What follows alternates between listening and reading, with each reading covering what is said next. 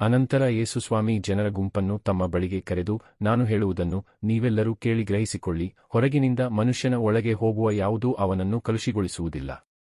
ಮನುಷ್ಯನ ಅಂತರಂಗದಿಂದ ಹೊರಬರುವಂತಹುದೇ ಅವನನ್ನು ಕಲುಷಿತಗೊಳಿಸುತ್ತದೆ. ಕೇಳುವುದಕ್ಕೆ ಕಿವಿಯುಳ್ಳವನು ಕೇಳಲಿ ಎಂದರು.